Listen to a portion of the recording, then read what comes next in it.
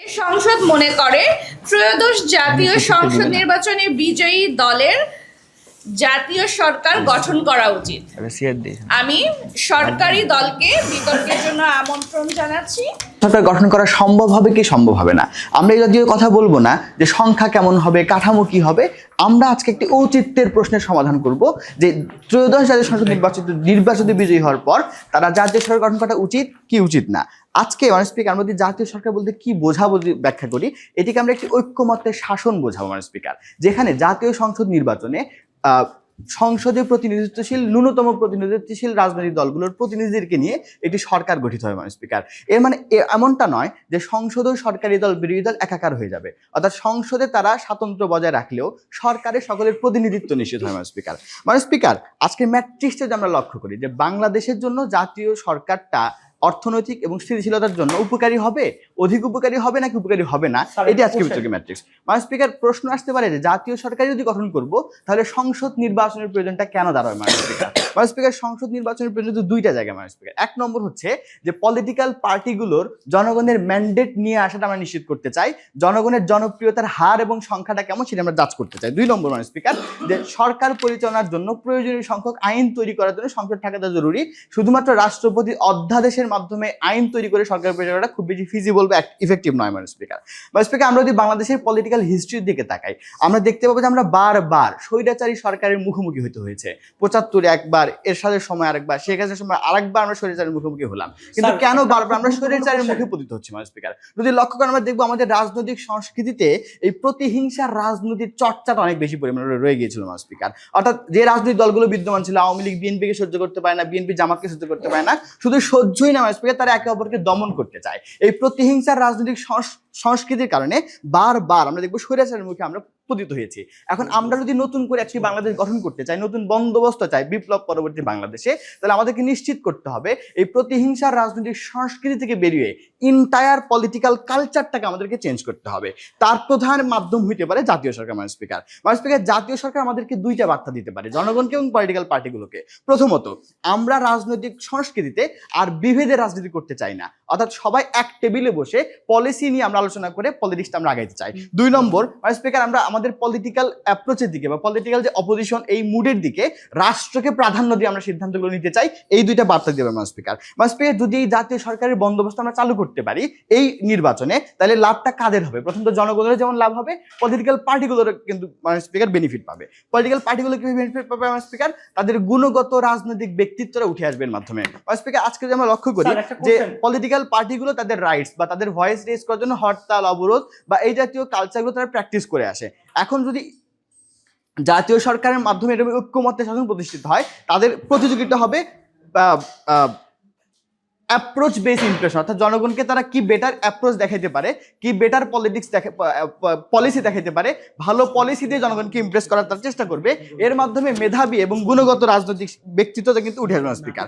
Speaker আরেকটা জিনিস লক্ষ্য করুন, নির্বাচনে যারা পরাজিত হয়, এই পরাজিত শক্তির মধ্যে এক ধরনের ভয় কাজ করে, সরকারি দলের প্রতি ভয় এবং কাঠামোর প্রতি ভয় স্পিকার। এটি বিগত রাজনৈতিক সংস্কৃতির চর্চা থেকে আমরা দেখতে পাবো স্পিকার। স্পিকার দেখুন, এখনো যদিও বা একটি দল যদি সরকার গঠন করে তার মধ্যেও কিন্তু বিরোধী পক্ষের মধ্যে যত সংখ্যা বেশি থাকলেও ভয়টা যায় না আসবে। কেন? কারণ আমলাতন্ত্র থেকে শুরু করে ফ্যাসিস্ট কাঠামো বিদ্যমান আছে, যে এর সময় থেকে শুরু করে পুরো ব্যুরোক্রেটিক সিস্টেম, তারা ক্ষমতার প্রতি এক ধরনের ঝুঁকে থাকে এবং পদলেহন করার মানসিকতা লালন করে স্পিকার। এই মানসিকতার কারণে তারা ক্ষমতাকে সন্তুষ্ট করতে গিয়ে বিরোধীদের উপর দমন পীড়ন পরিচালনা করে। এই দমন পীড়নের ফলে বিরোধীরা সবসময় সরকারের মেকানিজম থেকে এক ধরনের হুমকি বা থ্রেটের মধ্যে থাকে। যদি জাতীয় সরকার হয়, অর্থাৎ বিরোধীরাও সরকারের অংশ হয়, তাহলে এই কাঠামোগুলো নিষ্ক্রিয় হতে বাধ্য হবে এবং বিরোধী দল তাদের পক্ষ থেকে কোনো ধরনের হুমকির মুখে পড়বে না স্পিকার। স্পিকার 14 এবং 15তম জাতীয় সংসদীয় নির্বাচন হবে, সেখানেও যে একক সরকার তারা গঠন করতে পারবে এবং পরবর্তীতে একটি স্থিতিশীল কাঠামোর দিয়ে কিন্তু বাংলাদেশ যেতে পারবে, যদি আমরা ত্রয়োদশ সংসদ নির্বাচনে জাতীয় সরকারের কনসেপ্টটাকে প্র্যাকটিস করতে পারি স্পিকার। স্পিকার দেখুন, বাংলাদেশে এই মুহূর্তে জনগণের প্রত্যাশাতে স্থিতিশীল এবং সমৃদ্ধ অর্থনীতি একটি দেশ পাওয়া স্পিকার। যদি লক্ষ্য করেন, শেখ হাসিনা যে ক্ষতিগুলো করে গেছে, তার মধ্যে বড়তম ক্ষতি হচ্ছে অর্থনৈতিকভাবে বাংলাদেশকে বিধ্বস্ত করে দিয়ে গেছে। এই অর্থনীতিকে পুরোপুরি সংস্কার করতে একটা ডাইভার্সিফাই ইকোনমিক পলিসি আমাদেরকে নিতে হয় স্পিকার। এই ডাইভার্সিফাই ইকোনমিক পলিসি শুধুমাত্র বিএনপির যে পলিসিগুলো বা জামাতের পলিসি বা এনসিপি পলিসি নয় স্পিকার, প্রত্যেকটা ভালো ভালো পলিসিগুলোকে আমাদেরকে একত্রিত কালেকটিভলি অ্যাপ্লাই করতে হবে। এই জন্য দরকার জাতীয় সরকার যারা ডাইভার্সিফাই অ্যাপ্রোচগুলোকে গ্রহণ করতে পারবে। তাই মনে করি পলিটিক্যাল স্ট্যাবিলিটি, ইকোনমিক সলভেন্সির জন্য আমাদের অবশ্যই জাতীয় সরকার গঠন করা উচিত। ধন্যবাদ মানসপিকা, ধন্যবাদ সবাইকে।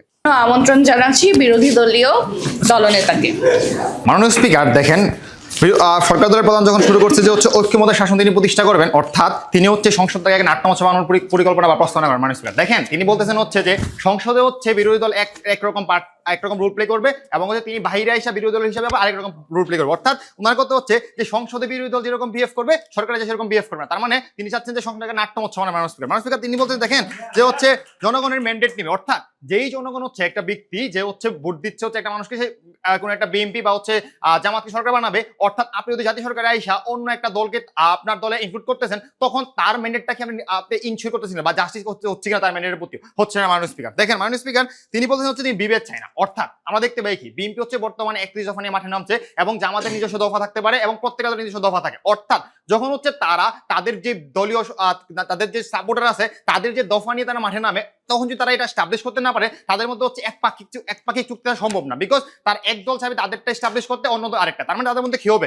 একটা ইন্টারনাল কনফ্লিক্ট হবে। এই ইন্টারনাল কনফ্লিক্ট লিয়া এক টেবিলে বসা কনসিডারেশন করা সম্ভব। মানুষ দেখেন, আমরা বলছি দেখেন আপনি সরকার বলতে আসলে কি বুঝাবেন? সরকার বলতে শুধুমাত্র আপনি পার্লামেন্টের মধ্যে আবদ্ধ রাখতে পারতেছেন না, আপনাকে হচ্ছে একেবারে আপার টায়ার থেকে লোয়ার টায়ার পর্যন্ত আসতে হবে। অর্থাৎ যখন হচ্ছে আপনি আপার টায়ার থেকে লোয়ার টায়ারের মধ্যে হচ্ছে আপনি ক্ষমতাকে ভাগ করে দিবেন, তখন আপনার কি হবে? তখন হচ্ছে আপনার দায়িত্ব থাকবে কিন্তু ক্ষমতা থাকবে না। কেন মানুষ দেখেন, মূলত আমরা ধরে নিতে পারি একটা যখন বিজয় হবে তার মধ্যে তার একটা কি থাকবে, একটা স্টেক হোল্ডার থাকবে সংসদের মধ্যে। মানুষ তখন যখন হচ্ছে সে স্টেক হোল্ডারটা নেবে সংসদের মধ্যে, তখন সে ক্ষমতা দেওয়ার দায়িত্ব দেওয়ার পরও তখন তাকে কি করবে না, তাদের নিজস্ব পরবর্তী নির্বাচন আছে সেই সেটা সবসময় মাথায় রাখবে মানুষ।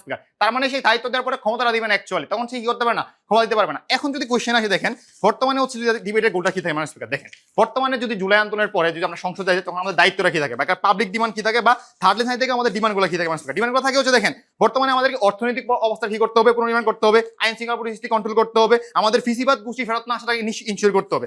এখন যদি দেখেন যখন হচ্ছে আমরা কি করবো, এই সরকারগুলো গঠন করবো, তখন কি হবে না, আমাদের এক নম্বর আর্গুমেন্ট এটা ফাংশনাল হবে না মানুষ। দেখেন কেন ফাংশনাল হবে না মানুষ স্পিকার? যখন হচ্ছে প্রত্যেকটা দলের এক্সক্লুসিভ আইডিওলজিটাকে আপনি ক্ল্যাশ করবেন একসাথে সংসদে বসে, তখন তারা কি করতে পারে না, তাদের কোনো ডিসিশন দ্রুত বাস্তবায়ন করতে পারবে না। অর্থাৎ একটা ডিবেট যখন শুরু হবে এটা চলতেই থাকবে সব দলের মধ্যে কনসিডারেশন করার জন্য, তারপরে আপনি কি করতে পারবেন, ডিসিশন বাস্তবায়ন করতে পারবেন না মানুষকে। মানুষ দেখেন যখন হচ্ছে আপনি ইন্টারনাল কনফ্লিক্টকে বাস্তবায়ন করতে পারবেন না, তখন আপনার দ্বিতীয় সমস্যা কি হবে? দ্বিতীয় সমস্যা হচ্ছে আপনার পার্লামেন্টারি ডেমোক্রেসির যে প্রিন্সিপাল এটাকে হার্ম করবে মানুষ। তার মানে দুই নম্বর আর্গুমেন্ট হচ্ছে আমাদের পার্লামেন্টারি ডেমোক্রেসিকে প্রিন্সিপালটাকে হার্ম করতে। কিভাবে দেখেন, সংসদের মধ্যে স্বাভাবিকতা কি থাকে, একটা সরকারি দল থাকবে, একটা বিরোধী দল থাকবে। অর্থাৎ যখন হচ্ছে আপনি বিরোধী দলটাকে হচ্ছে আপনার জাতীয় ঐক্যের মধ্যে নিয়ে আসছেন, তখন আপনি কি করতেছেন, তার মানে বিরোধী দল হিসাবে তার যে একটা রোল প্লে করার ক্ষমতা থাকে এটাকে আমি ধ্বংস করতেছেন মানুষ। তার মানে সে সংসদে থাকার পরও কি করবে না, আপনার বিরোধী দলের বিরোধী করতেছে না মানুষ। তার মানে সে বিং অবলাইজ হয়ে যাবে, অর্থাৎ আপনাকে সে তার ফ্রিডম অফ চয়েস দিবেন না মানুষ। কারণ তাকে দিয়ে আপনি সরকার গঠন করতেছেন, তাকে আপনি মন্ত্রিত্ব দিবেন, সেই হিসাব করবেন মানুষ। স্পিকার দেখেন তারপরে কি হবে, তার এর ফলে কি হবে, এর ফলে হচ্ছে দেখেন অ্যাকাউন্টেবিলিটি থাকবে না, অর্থাৎ এককভাবে কারো অ্যাকাউন্টেবল হবে না। অর্থাৎ দেখেন যখন হচ্ছে জামাত কি করছিল, যখন জামাতের হচ্ছে যে নিজামী যখন হচ্ছে মন্ত্রী হওয়ার পরে দুর্নীতি কম করছে, তখন কিন্তু সে বলতেছে না যে জোট হচ্ছে বিএনপি পুরো ভালো ছিল, তারা বলতেছে শুধুমাত্র জামাতের এক্সক্লুসিভ মন্ত্রীরা ভালো ছিল। অর্থাৎ যদি কোনো জাতীয় ঐক্য করার পরেও দল যায়, তার মানে তারা কি করবে, তাদের শুধু নির্দিষ্ট মন্ত্রী বা তাকে হচ্ছে প্রায়োরিটি দিবে। এখন কি হবে দেখেন, এর ফলে হচ্ছে তাদের মধ্যে একটা কনফ্লিক্ট তৈরি হবে। ধরেন জ্বালানি মন্ত্রীর মধ্যে হচ্ছে ক্ষমতা দিল হচ্ছে এনসিপির কোনো একটা মন্ত্রীকে, অর্থাৎ তখন ধরেন এখানে একটা কনফ্লিক্ট রাইজ করলো, তখন বিএনপি মানুষ কি বলে যে না শুধুমাত্র ওইটা হচ্ছে এনসিপির মন্ত্রীর কারণে সমস্যা হয়েছে, আমাদের জন্য না। তার মানে হচ্ছে তারা কি করে, তারা হচ্ছে তাদের দায়বদ্ধতাকে নিবে না। তার মানে আমরা জাতীয় সরকার কি করতে পারবো না, এককভাবে অ্যাকাউন্টেবল করতে পারবো না। তার মানে দায়িত্বটা ডিফারেন্ট হবে। এর ফলে কি হবে দেখেন, বর্তমানে ইন্টারভিউ সবচেয়ে বড় সমস্যা কি, বর্তমানে ইন্টারভিউ সবচেয়ে বড় সমস্যা হচ্ছে উপদেশকে আমরা কি করতে পারছি না, দায়বদ্ধতার মধ্যে আনতে পারতেছি না। অর্থাৎ উপদেশ আছে নিজে বুঝতে হচ্ছে তীব্র নিন্দা ও প্রতিবাদ, অর্থাৎ তিনি কাকে দায়বদ্ধ করবেন সেটাই খুঁজে পাচ্ছে না। তার মানে জাতীয় সরকার গঠন করার পরে আমরা আবার সেই সমাজে ফিরে যাবো যেখানে আমরা কি করতে পারবো না, কে যে দায়বদ্ধ তাকে আমরা ইনশিওর করতে পারবো না, তাকে আমরা দায়বদ্ধতার মধ্যে আনতে পারবো না। দেখেন তারপরে কি হবে, তারপরে হচ্ছে দেখেন প্রত্যেকটা গভর্নমেন্টের সরকারের মধ্যে কি থাকে, একটা অপোজিশন পাওয়ার থাকে। অর্থাৎ অপোজিশন পাওয়ারটা হচ্ছে নেসেসারি পার্লামেন্টারি গভর্নমেন্টে। তার মানে আপনি যখন হচ্ছে জাতীয় সরকার গঠন তখন কি করবেন, অপোজিশন ভ্যাকেন্সি তৈরি করবেন। তার মানে কখন কি হবে, অপোজিশন ভ্যাকেন্সিটা কে নেবে, অর্থাৎ তখন হচ্ছে মাঠের মধ্যে অপোজিশন ভ্যাকেন্সি নিবে হচ্ছে ফেসিবাদী সরকার। কখন, যখন আপনি জ্বালানির দাম বাড়াবেন তখন আপনি কি করতেছেন, আপনার সরকার এসে কি করবে না, বলবে না। যখন হচ্ছে গ্যাসের দাম বেড়ে যাবে আপনার কোন সরকারের কোন লোক এসে কি করবে না, জাতীয় সরকারের সমালোচনা করবে না, তখন আপনার কি করবে, আওয়ামী লীগ এসে কি করবে, সমালোচনা করবে। তখন আওয়ামী লীগের একটি বেশি ভিডিও বানাবে, দেখেন আমাদের সময় গ্যাসের দাম কম ছিল বর্তমানে বেশি। তার মানে আপনার পুরো জাতীয় সরকার কি করতেছে, আবার ফেসিবাদ করতেছে মানুষ। মানুষ দেখেন যখন হচ্ছে আপনি এগুলো ফলো করেন তখন আপনার কি থাকবে না, তখন হচ্ছে আপনার যে এলডিসি উত্তরণের পরে আপনার অর্থনৈতিক অবস্থা এটা নিশ্চিত করতে পারবেন না, তারপরে হচ্ছে আপনার যে আইন শৃঙ্খলা বিষয়গুলো নিশ্চিত করতে পারবেন না, এবং আপনার পার্সোনাল কোনো ইন্টারেস্ট অর্থাৎ আপনার যে দলীয় মতামত থাকতে পারে, আপনার যে ডিসিশন থাকতে পারে, আপনার পলিসি থাকতে পারে, আপনি কোনোটাই করতে পারেন। তারা বলেন যে তারা একই টেবিলে বসে পলিসি ডিবেট করে। মানুষ দেখেন বর্তমান সরকারের পরে সবচেয়ে দায়িত্ব কি? আমাদের যে দ্রুত সিদ্ধান্ত বাস্তবায়ন করা, অর্থাৎ যখন আপনি পলিসি ডিবেটে একসাথে বসবেন তখন পলিসি ডিবেটটা দীর্ঘায়িত হতেই থাকবে। তার মানে কি, আমরা একটা ট্রানজিশনাল পিরিয়ডে আসা কি করতে পারবো না, আমরা একটা ফাংশনাল সরকার গঠন করতে পারবো না। তার মানে যদি আপনি ফাংশনাল গঠন করতে না পারেন, তার মানে আপনার যে পুরো উদ্দেশ্য নির্বাচনের, অর্থাৎ পিপল আপনাকে ভোট দেওয়ার পর যখন নির্বাচন করছে, কেন আপনাকে হচ্ছে একটা ফাংশনাল সরকার আনবেন এবং দেশটাকে আবার স্টেবল করবেন, সেটা করতে পারবেন না। এই জন্য মনে করি এই সংসদ কখনো সবাই মাননীয় মন্ত্রী, সরকারি দল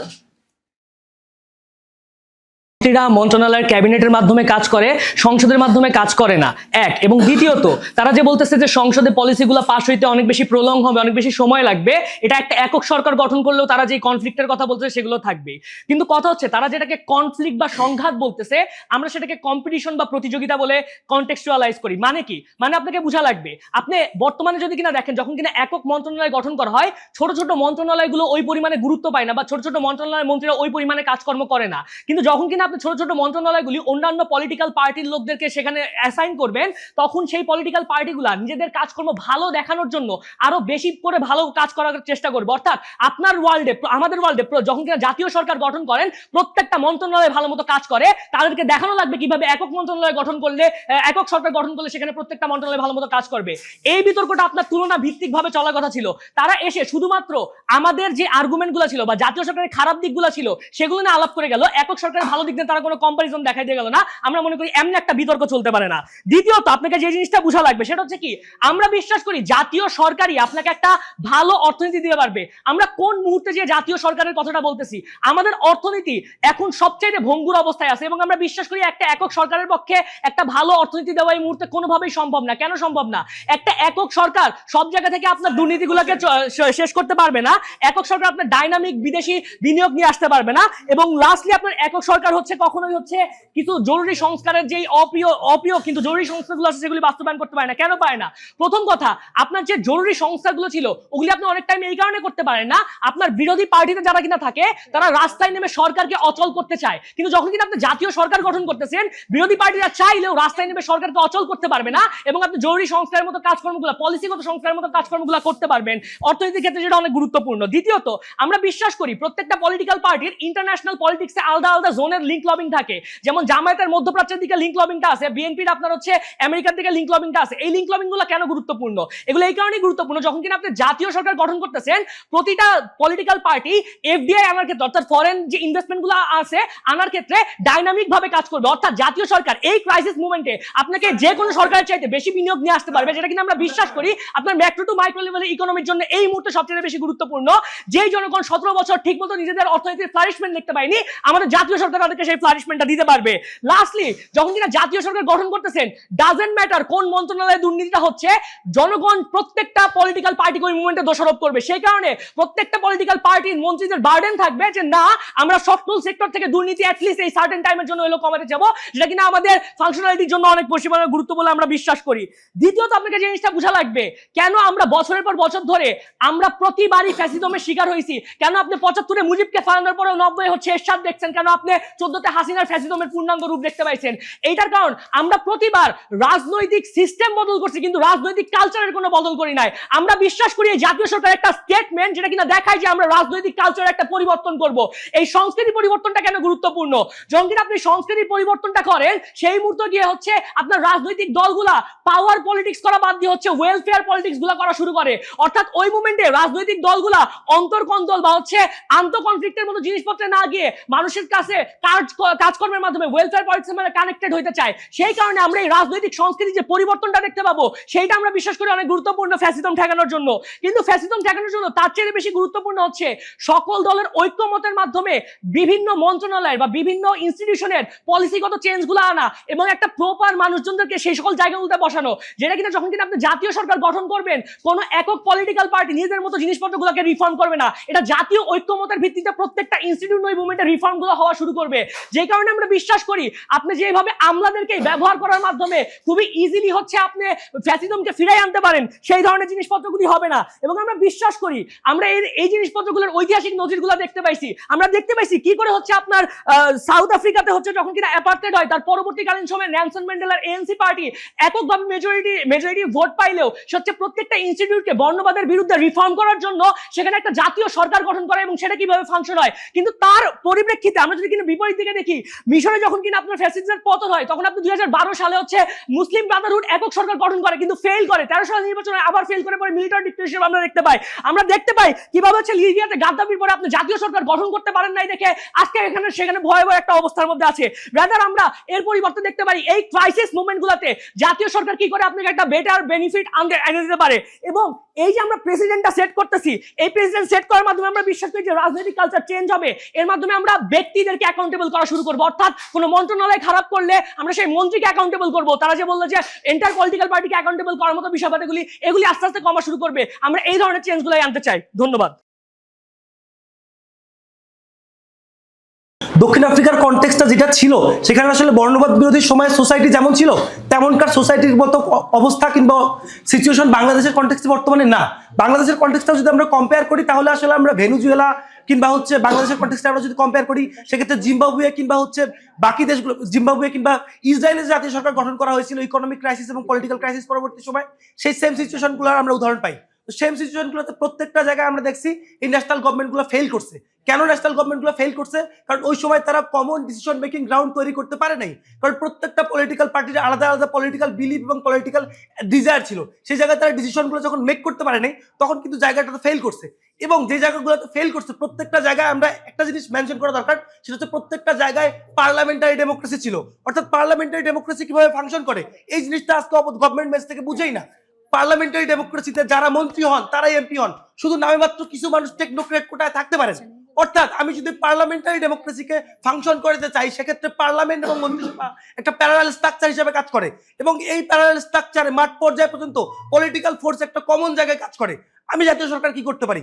আমি জাতীয় সরকারের সর্বোচ্চ একজন বিরোধী দলের মানুষকে এনে একটা মন্ত্রণালয়ে বসাইতে পারি মন্ত্রী হিসাবে, কিন্তু আমার যে পলিটিক্যাল ফোর্স আছে, আমার যে আমলা আছে, আমার যে ইন্টার পলিটিক্যাল সেটআপমেন্ট আছে, ওই মন্ত্রীর পক্ষে কাজ করবে এর নিশ্চয়তা কি? এর নিশ্চয়তা থাকে? এর নিশ্চয়তা থাকে না। দেখা যায় ওই মন্ত্রীগুলা আসলে তখন নামে মাত্র একটা মন্ত্রী হয় এবং তেমন করে কাজকর্ম করতে পারে না।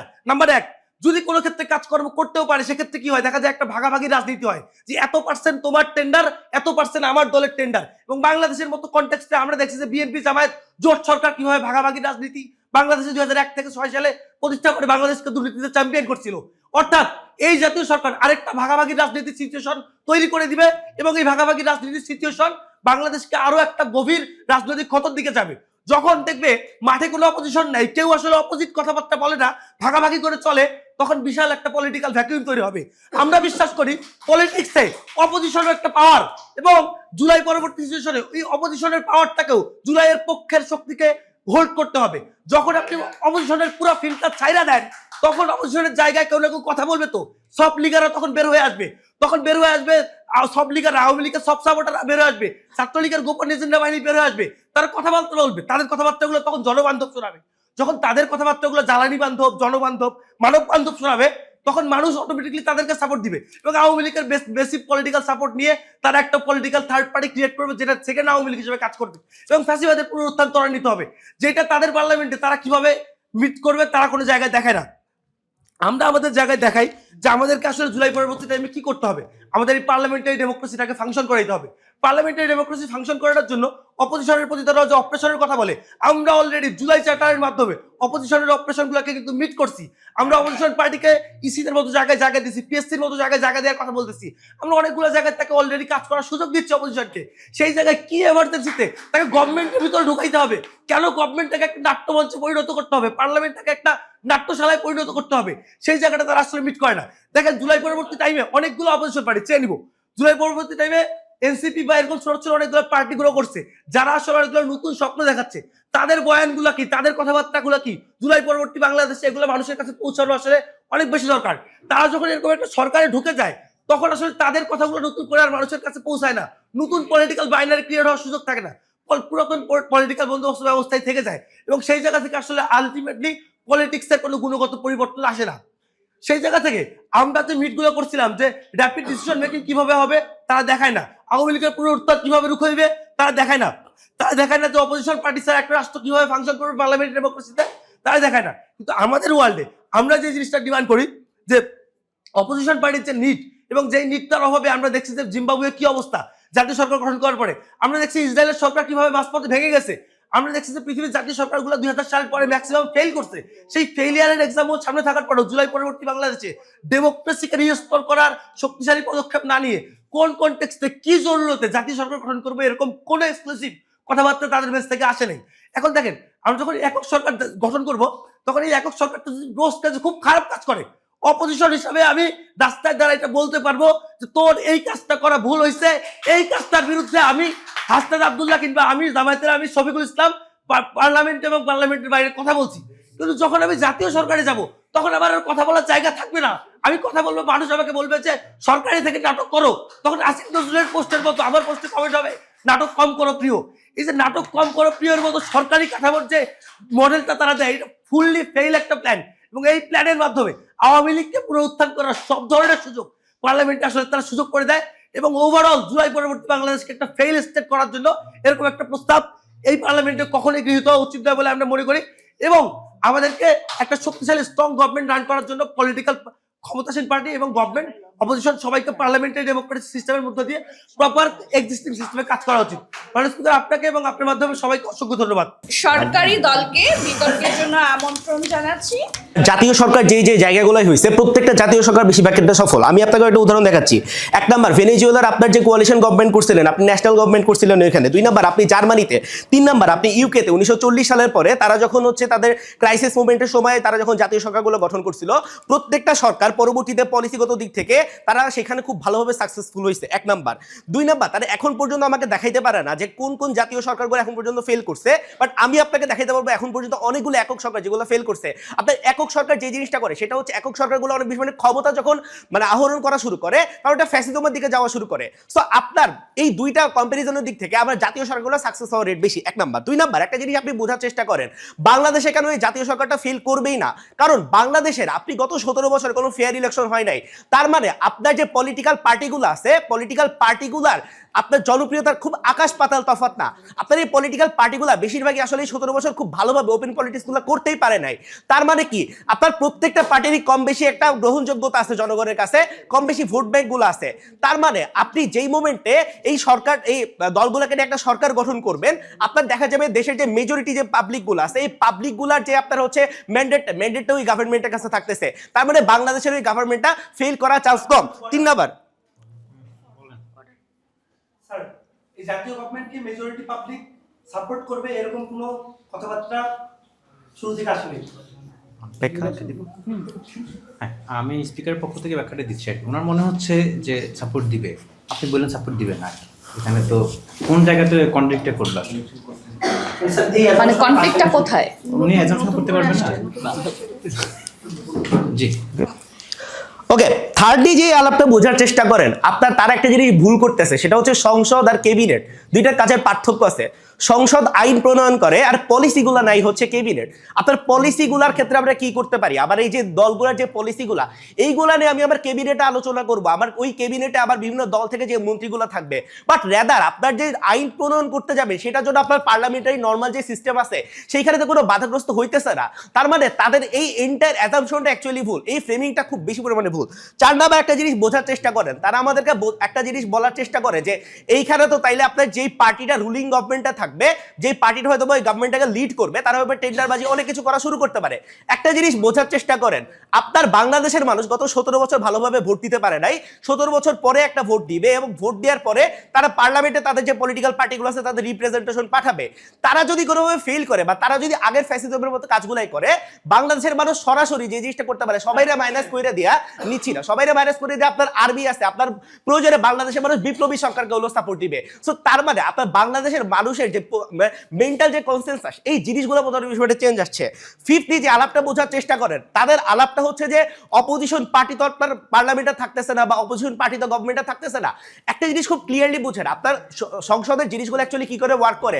আপনি যদি সরকারি দলেও থাকেন, সরকারি দলের মন্ত্রী এবং প্রধানমন্ত্রী বাদে বাকি সবাই কখনোই সরকারি দলের সাংসদ হিসেবে গণ্য হয় না। তার মানে আপনার সংসদীয় ডেমোক্রেসিতে যে আপনার অপোজিশন পার্টি যে ভূমিকাগুলো, এই ভূমিকাগুলো থাকতেছে, আমার যে অপোজিশন পার্টি থেকে যাদেরকে আমি মন্ত্রিত্বতে রাখতেছি না, ক্যাবিনেটে রাখতেছি না, তাদের মতো ওয়ার্ক করতে পারে, কোনো সমস্যা নাই।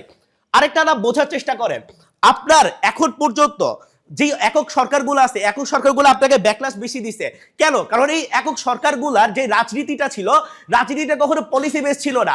মনে করেন আপনার আওয়ামী লীগ বা বিএনপি একটা গভর্নমেন্ট যারা আগে ছিল তারা একটা পলিসি দিত। প্রবলেমটা হচ্ছে জাস্ট বিরোধিতার খাতিরে আপনার যে অপোজিশন পার্টিটা ছিল তারা হচ্ছে ওয়ার্কআউট করতো, কোনো যৌক্তিক জায়গাতেও তারা কখনো একমত হইতো না, জাস্ট বিরোধিতার খাতিরে। বাট প্রবলেমটা হইতেছে যেই মোমেন্টে আপনি সবগুলো দলকে আপনার গভর্নমেন্টের মধ্যে রাখতেছেন, তখন যে জিনিসটা হবে যে তারা যেহেতু গভর্নমেন্টের মধ্যে আছে, গভর্নমেন্টের ডিসিশনের বিরুদ্ধে তারা তো ওইখানে ওয়ার্কআউট করতে পারবে না। ওয়ার্কআউট করতে গেলে জনগণ তাদেরকে অ্যাকাউন্টেবল করবে, কেননা তাদের যে রিপ্রেজেন্টেশন, সেই রিপ্রেজেন্টেশন তো আমার সরকারের মধ্যে আছে। তার মানে আপনার যেই সামনের দিনে আমরা পলিসি বেস যে রাজনীতিটা আছে, এই রাজনীতি থেকে আমরা অনেক বেশি আগায় যাবো।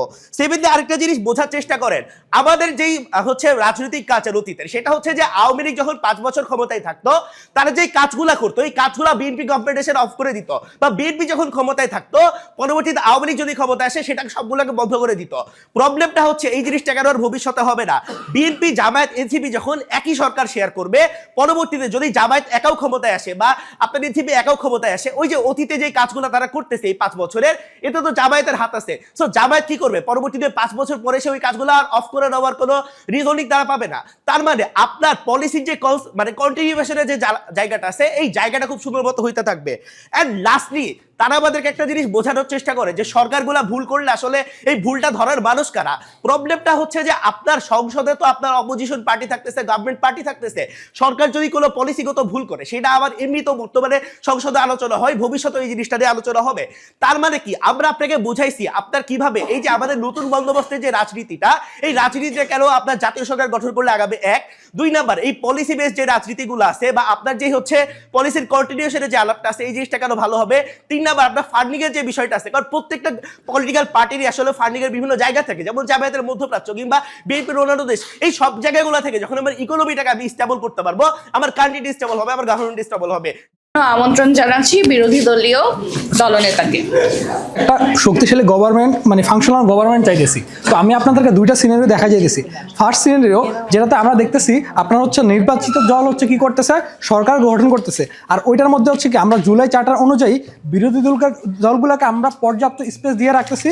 আপনার হচ্ছে সংসদ বিষয়ক স্থায়ী কমিটি, আপনার দুদকের মধ্যে আপনার নির্বাচন কমিশনে, যেখানে হচ্ছে কি আপনার একটা স্ট্রং বিরোধী দল নিশ্চিত করতেছি।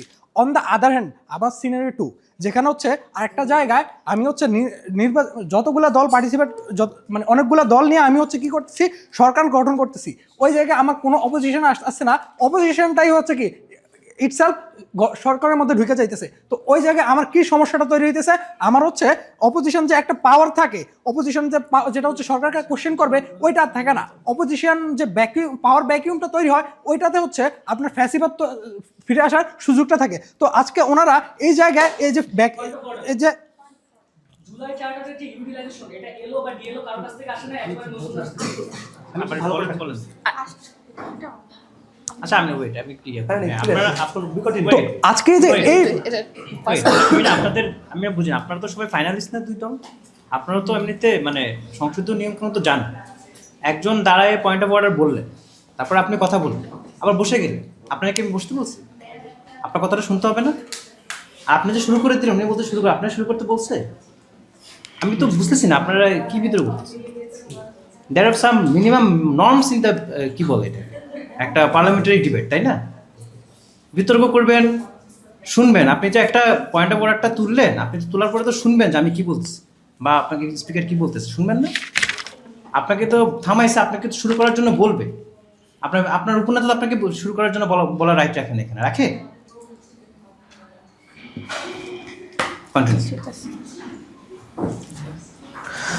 তো আমরা যেটা বলছিলাম, এই যে অপোজিশন পাওয়ার ভ্যাকিউমটা তৈরি হবে, তো এইটা ওনারা কিভাবে মিটিগেট করবে, এটা একটা ওনারা দেখা যেতে পারে নাই। তো এখন ওনাদের কথা অনুযায়ী আমরা ধরে নিলাম হচ্ছে জাতীয় সরকারটা হচ্ছে আমরা গঠন করলাম। তো এখন আমার যে একটা সরকার, সেটা যে ফাংশন করতে নর্মালি কি হয়, টপ টু বটম পর্যায়ে সব পর্যায়ে হচ্ছে একই ধরনের লোক থাকতে হয়। ধরেন এখন জাতীয় সরকার যখন আমি গঠন করব, তখন উপরের পর্যায়ে এক জায়গায় এক দলের লোক থাকবে, নিচের পর্যায়ে আরেক দলের লোক থাকবে। তো তখন কি হয়, প্রত্যেক দলের লোকটা তার পলিটিক্যাল মোটিভ অনুযায়ী কাজ করবে, যার কারণে কি কোনো ইন্টিগ্রিটি থাকবে না, এবং হচ্ছে একটা ইন্টারনাল কনফ্লিক্ট তাদের মাঝে হচ্ছে একটা কি কনফ্লিক্ট অ্যারাইজ করবে, যার কারণে এই সরকারটা হচ্ছে কোনো ডিসিশন নেওয়ার ক্ষেত্রে ঠিকমতোভাবে ফাংশন করতে পারবে না।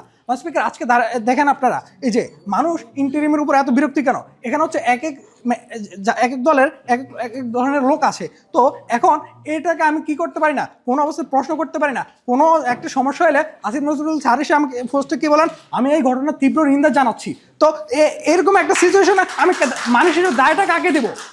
তখন এটা হচ্ছে আমি এর দল বলবে ওটা ও করছে, ও বললে ও করছে, কেউই হচ্ছে এই সিচুয়েশনে এসে আপনার দায় নিতে চাইবে না। এবং হচ্ছে ওনারা যে হচ্ছে বললেন, একটা জিনিস বলে গেলেন, সরকারের হচ্ছে একটা ইউনিটি তৈরি হবে, তো বরঞ্চ এখানে ইন্টারনাল কনফ্লিক্টটা হচ্ছে কি আরও বেশি তৈরি হইতেছে। মানে স্পিকার, আজকে দেখেন এই যে এই সরকারটা, তো এটা হচ্ছে পাবলিক ডিমান্ড ফুলফিল করার কথা, কিন্তু দেখেন আমি দেখা যাবে এখানে পাবলিক ডিমান্ড ফুলফিল হবে না। মানে স্পিকার দেখেন, আইন শৃঙ্খলা পরিস্থিতি যখন হচ্ছে অনেকগুলা দল থাকবে, তখন অনেকগুলা দলের মধ্যে হচ্ছে অনেকগুলা নেতা থাকবে, তার মানে কি অনেকগুলা ডিসিশন মেকিং পাওয়ার জায়গা তৈরি হবে। তো যার কারণে কি আপনার প্রশাসনটা দুর্বল হবে। মানে স্পিকার, আজকে ওনারা বারবার ইকোনমিক স্টেবিলিটির কথা বলতেছেন যে নাকি জাতীয় সরকারে ইকোনমিক স্টেবিলিটি তৈরি হবে। আমি দেখা যাবে একটা পুরা বোগাস কথা বলে গেছেন মানে স্পিকার। তো দেখেন মানে স্পিকার, এখন একজন চাইবে হচ্ছে কি ভর্তুকি, আবার আরেকজন চাইবে হচ্ছে বাজেট কাটতে, আবার হচ্ছে একজন ডিসিশনটা এক্ষেত্রে একরকম হবে। তো সবগুলো ডিসিশন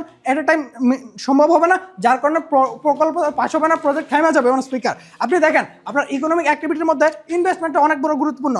যখন হচ্ছে মানে স্পিকার আপনার ক্লিয়ার পলিসি থাকে না, যখন হচ্ছে প্রেডিক্টেবল ডিসিশন থাকে না, তখন আপনার ইনভেস্টমেন্ট হয় না মানে স্পিকার। তো যখন হচ্ছে ফরেন ডিরেক্ট ইনভেস্টমেন্টও আসবে না, তো আপনার গ্রোথটা ইনভেস্টমেন্ট যখন না থাকে, তখন আপনার ইকোনমিক গ্রোথ থাকে না, যার কারণে হচ্ছে কি আপনার ইকোনমিটা হচ্ছে আরও আনস্টেবল সিচুয়েশনে চলে যাচ্ছে মানে স্পিকার।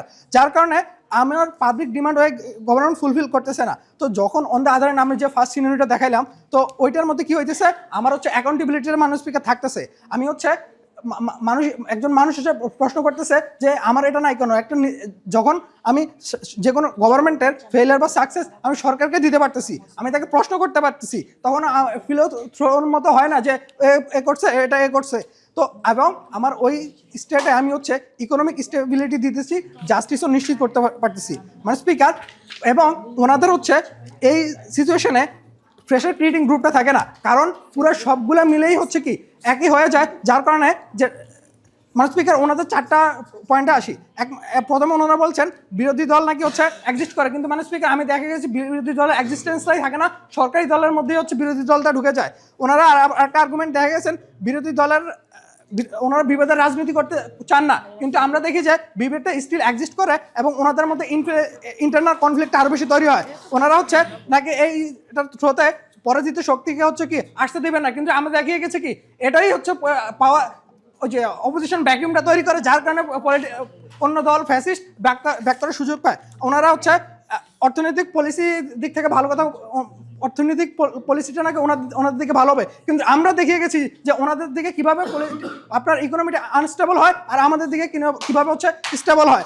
স্পিকার, ওনারা প্রত্যেকটা মন্ত্রণালয় থেকে হচ্ছে বললেন ভালোভাবে রান করবে, কিন্তু আমি যদি আজ অর্থ মন্ত্রণালয়ে যদি তাদেরকে টাকা না দেয় কীভাবে ভালোভাবে রান করবে আমার স্পিকার।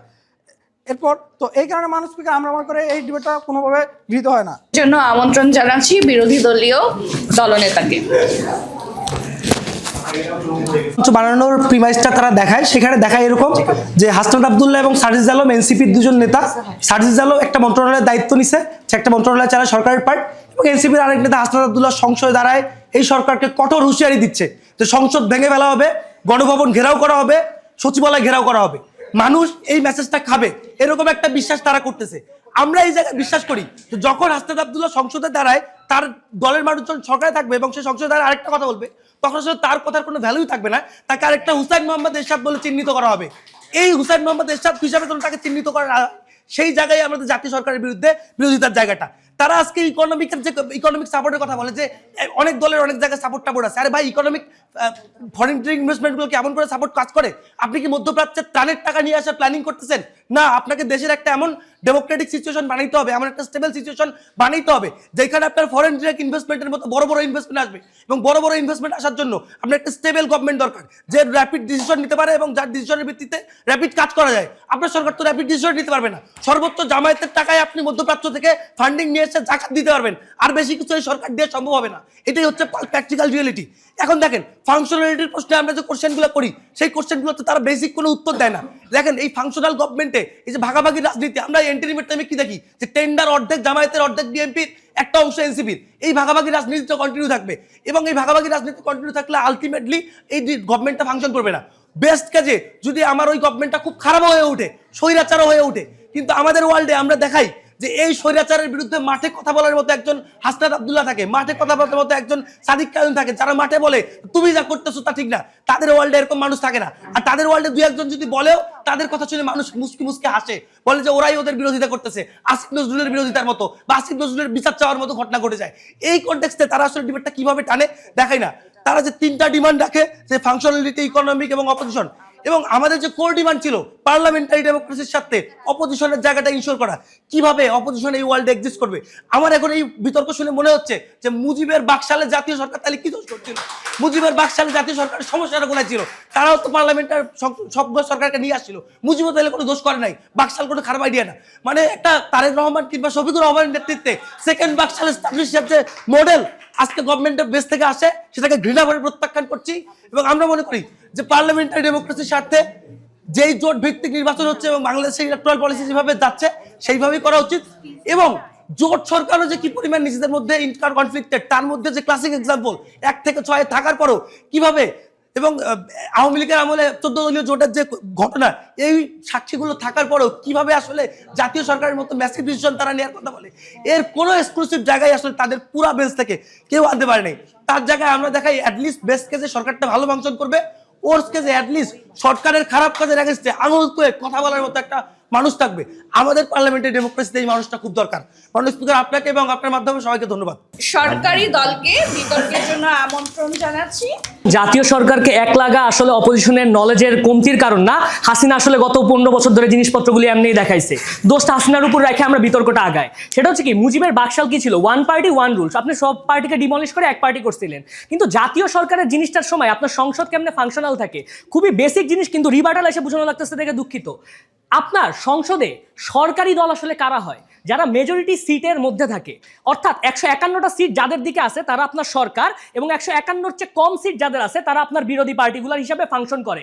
জাতীয় সরকার গঠন করলেও এই জিনিসটা আপনার সংসদে চেঞ্জ হয়ে যায় না, সংসদে আপনার অ্যাকাউন্টেবিলিটি ঠিকই থাকে। এক, দ্বিতীয়ত তারা এসে বললো যে দেখেন সংসদে তখন হাসনাত আব্দুল্লাহ কেমনে হুঙ্কার দিয়ে বলবে যে এই সরকার আমরা ভেঙে ফেলবো, এই সরকার আমরা চলতে দিব না। এক্স্যাক্টলি আমরা চাই না হাসনাত আব্দুল্লাহ এটা বলুক, আমরা এটাই চেঞ্জ করতে চাই। আমরা চাই হাসনাত আব্দুল্লাহ ক্রিটিক্যালি অ্যানালাইজ করুক যে সরকার কোন কোন জায়গায় ভুল করতেছে। আপনার সংসদ কয়েকজন বক্তাবাজের জায়গা হওয়ার কথা ছিল না, আপনার পলিসি মেকারদের জায়গা হওয়ার কথা ছিল, যারা আপনার সবচেয়ে ফাইন টিউনের মাধ্যমে কথাবার্তাগুলো বলবে। এই জিনিসটাই আমরা চেঞ্জ করতে যাচ্ছিলাম। অর্থাৎ আমাদের রাজনৈতিক কালচার চেঞ্জের যে আর্গুমেন্টটা ছিল, আমরা সেই জিনিসটা স্ট্যাবলিশমেন্ট আপনাকে দেখাইতে চাই। দ্বিতীয়ত তারা বলে যে দেখেন প্রশাসন তো অনেক দুর্বলভাবে অ্যাক্ট করবে, তাইলে আমরা কেমনে কি করবো? এটা রিবার্টাল আমি আমার নিজের স্পিচেই দিয়ে গেছি যে জিনিসটা কি হবে, আপনার ইন্ট্রা পলিটিক্যাল পার্টিগুলোর মাঝে সবসময় একটা কম্পিটিশন থাকবে ওই জায়গায়। কারণ যদি কিনা কোনো মন্ত্রণালয় ভালো ফাংশন না করে, সেটা সেই পলিটিক্যাল পার্টির জন্য একটা ব্যাকল্যাশ হিসাবে কাজ করবে। এবং তারা একটা জিনিস এই বিতর্কে এতক্ষণ ধরে বুঝতে পারতেছে না, আপনার ক্যাবিনেট আলোচনার মাধ্যমে মন্ত্রণালয়গুলো কাজ করে, সংসদীয় আলোচনার মাধ্যমে জীবনে কোনো মন্ত্রণালয় কাজ করে নাই। মাননীয় স্পিকার, সংসদে আপনার আইনগত জিনিসপত্রগুলো নিয়ে আলোচনা হয়, ক্যাবিনেট আপনার পাস করে হচ্ছে মন্ত্রণালয়গুলোর পলিসি কি হবে না হবে এই জিনিসটা। দ্বিতীয়ত এখানে আপনার আরেকটা জিনিস বোঝা লাগবে, কোনো একটা মন্ত্রণালয়ের কাজে অন্য আরেকটা মন্ত্রণালয় যদি বাধা সৃষ্টি করার চেষ্টা করে, তাহলে সেই ক্ষেত্রে ওই পলিটিক্যাল পার্টির ইমেজ হার্ম হওয়ার চান্সগুলো থাকে। সেই কারণে এক মন্ত্রণালয় চাইলে আরেক মন্ত্রণালয়ের কাজে ওই মুভমেন্টে বাধাগুলো দিবে না, যেটা কিনা এই মুভমেন্টে হয়তো বা আমরা পাওয়ার পলিটিক্সের কারণে দেখতে পারি। সেই জিনিসটার অমিটেশন আমরা করতে পারি জাতীয় সরকার গঠন করার মাধ্যমে। এবং লাস্টলি তারা বলে জুলাই চার্টারের মাধ্যমে তারা নাকি সমস্যাগুলোর সমাধান করতে পারবে। প্রথম কথা, এই বিতর্কে জুলাই চার্টার জিনিসটাই ইররিলেভেন্ট। কেন ইররিলেভেন্ট? আপনার এখন পর্যন্ত নির্বাচন হয়নি, আপনি জানেন না যে হ্যাঁ ভোটে বেশি ভোট পড়বে নাকি না ভোটে বেশি ভোট পড়বে, এবং জুলাই চার্টার আপনার কার্যকর হবে নাকি হবে না। দ্বিতীয়ত, জুলাই চার্টারে যদি হ্যাঁ ভোট বেশি পড়েও আনটিল এটা সংসদে আপনার পাস করা হচ্ছে, ততক্ষণ পর্যন্ত এই জিনিসপত্রগুলো কখনো আমনে গঠন করা হবেই না। এবং লাস্টলি তারা বলে যে ভাগাভাগির রাজনীতি নাকি থেকে যাবে। আমরা বিশ্বাস করি ভাগাভাগির রাজনীতি আলটিমেটলি আপনি থাকতে দিবেন না। কেন? কারণ যখন কিনা সরকারে আপনার প্রত্যেক ক্ষেত্রে মানুষজনগুলো আছে, সেই মুভমেন্টে সরকারের উপরে জনগণের বাই ডিফল্ট একটা প্রেশার থাকে।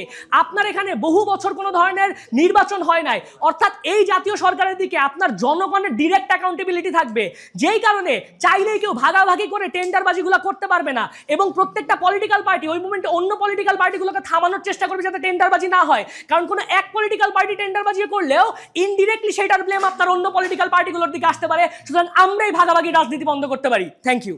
বিচারকদের পক্ষ থেকে বক্তব্য উপস্থাপনের পালা। বিচারকদের পক্ষ থেকে বক্তব্য উপস্থাপনের জন্য আমি আমন্ত্রণ জানাচ্ছি রাগী বাঞ্জুম, সাধারণ সম্পাদক ডিউটিএস। কোন ধাপ কিভাবে করে কোন ধাপটি আনছে এবং এই ধাপ এক ধাপ থেকে যখন আরেক ধাপে আপনাদের সিদ্ধান্তের পরিবর্তনের কারণে কি ধরনের বিচ্যুতি ঘটছে এবং এই বিচ্যুতি কি ধরনের ইতিবাচক বা নেতিবাচক পরিবর্তন ঘটাচ্ছে। মানে আমি একটা সিদ্ধান্তের বদলে অন্য একটা সিদ্ধান্ত গ্রহণ করছি, এই সিদ্ধান্ত গ্রহণ পরবর্তী ধাপের ফলাফলে কি বিচ্যুতি ঘটাচ্ছে এবং এই বিচ্যুতি কি ইতিবাচক বা নেতিবাচক পরিবর্তন করছে, এটা হচ্ছে এই ধরনের মোশনগুলোর সমাধানের অ্যাপ্রোচ। তো আমার কাছে মনে হয় এই অ্যাপ্রোচ নিয়ে উভয় দলের কাজ করবার সুযোগ আছে। দ্বিতীয়ত আমার মনে হয়েছে আপনারা যখন তথ্য দিচ্ছেন, শুধু তথ্য দেওয়া যে এই দেশে এই দল জাতীয় সরকার সফল হয়নি, এই দেশে এই দল জাতীয় সরকার সফল হয়নি, এগুলো খুবই সুপারফিশিয়াল বা উপর দিয়ে দিয়ে মানে একটু ব্রেড কার্মিং করা একটা তথ্য। তথ্য দিতে হলে আমাদের এই দলের কোন সরকারগুলো ছিল, কারা কি সিদ্ধান্তগুলো নিয়েছে এবং সেটা বাংলাদেশের আর্থসামাজিক প্রেক্ষিতের সাথে কিভাবে সম্পর্কিত এবং কেন এটা সফল হয়েছে, কেন বাংলাদেশের কেসটা মোস্ট লাইকলি ইসরায়েলের মতো হবে বা কেন বাংলাদেশের কেসটা মোস্ট লাইকলি হচ্ছে দক্ষিণ কোরিয়ার মতো হবে, দক্ষিণ আফ্রিকার মতো হবে, এটাই হচ্ছে বিতর্ক। শুধুমাত্র তথ্য দিয়ে কথা বলা এটা হয়তোবা বেশ মানে শ্রুতি মধুর হতে পারে, কিন্তু ওই তথ্যটাকে যখন আপনি জ্ঞানের পর্যায়ে নিয়ে আসছেন সেটাই আসলে হচ্ছে মানে বিতার্কিকদের কাছ থেকে আমাদের প্রত্যাশা। ধন্যবাদ। জুলাই পরবর্তী যে বাস্তবতা, সেই বাস্তবতার নিরিখে কিংবা দলগুলোর নতুন কিছু দলের যে দাবি, সেই দাবির পরিপ্রেক্ষিতে আসছে। সমস্যা হচ্ছে আপনি যখন এই ধরনের একটা বিতর্ক করেন দুই দলের জন্যই, জুলাইয়ের সঙ্গে, হ্যাঁ জুলাই চার্টারের সঙ্গে ডেফিনেটলি এইটা রিলেভেন্ট না হয়তো, কারণ হচ্ছে জুলাই চার্টার আদৌ হচ্ছে গিয়ে গণভোটে জিতে আসে কি আসে না সেটা একটা ডিফারেন্ট ইস্যু। কিন্তু ধরেন এই ধরনের বিতর্কে এইটা তো একেবারে একটা প্রিন্সিপাল ডিমান্ড এই মোশনের, যে আপনি অবশ্যই জুলাই কিংবা হচ্ছে গিয়ে জুলাই পরবর্তী বাংলাদেশের রাজনৈতিক প্রেক্ষাপট এগুলোর সঙ্গে কিছুটা হইলেও লিঙ্ক আপ দেখাবেন দুইটা দলই। এই লিঙ্ক আপটা আমার কাছে মনে হয়েছে এই প্রিমাইসটা সেট করতে দুইটা দলই চরমভাবে অসফল হয়েছেন, যেটা আর একটু প্রত্যাশা ছিল। সমস্যা হয়েছে একেবারে জেনারেলাইজ জায়গা থেকে আপনারা বিতর্কটা করার চেষ্টা করছেন, কিন্তু আপনার ধরেন এই মোশনটা যখন দেওয়া হয় তখন এইটুকু অ্যাটলিস্ট এই লিঙ্ক আপটা দেখানোটা দরকার ছিল প্রথমত। দ্বিতীয়ত হচ্ছে রাগিব অলরেডি এটা বলে ফেলছে, মানে আপনারা এক্সাম্পলগুলো দিচ্ছেন খুবই ফাইন, কিন্তু এই এক্সাম্পলগুলো একটু রিলেট করে দেন না আমাদের জন্য, মানে একটু মানে কনসিকুয়েন্সিয়াল আর্গুমেন্টগুলো নিয়ে একটু টানেন। করলাম জাতীয় সরকার গঠন অথবা করলাম না, তারপরে কি, মানে এই যে এই ধরনের ডিসকাশনগুলো, এই ধরনের ডিসকাশন আসলে দুইটা দল থেকেই খুব কম ছিল। থার্ডলি যেটা দিয়ে একটু কিছুটা মানে হতাশ হয়েছি, দুইটা দলই মানে কিছু জায়গায় আমাদের কাছে মনে হয়েছে দুইটা দল থেকেই কিছু বেসিক কোশ্চেনের জায়গা যেগুলো হচ্ছে গিয়ে অ্যান্সার করা হয় না ইন টার্মস অফ এনগেজমেন্ট। মানে বিতর্ক তো আমরা আসলে শুধু বক্তৃতা দিতে আসি না, অবশ্যই দুই দলের সঙ্গে কিছু এনগেজমেন্টের জায়গা, কোন কোন এনগেজমেন্টের জায়গা সেগুলো পার্সোনাল ইভ্যালুয়েশনে বলবো। যেটা হচ্ছে যে আপনারা দুইটা দলই মনে হয়েছে যে প্যারালালি জাস্ট নিজেদের যে আর্গুমেন্টগুলো সেগুলো হচ্ছে এস্টাবলিশ করার ক্ষেত্রে চলে গেছেন। দুইটা মেজর জায়গা, যেটা হচ্ছে গভর্নমেন্ট সাইড থেকে একটা মেজর জায়গা ছিল যে পলিটিক্যাল কালচার চেঞ্জ, এইখান থেকে আমার অপোজিশন একেবারেই রিলেট করার চেষ্টা করেন না।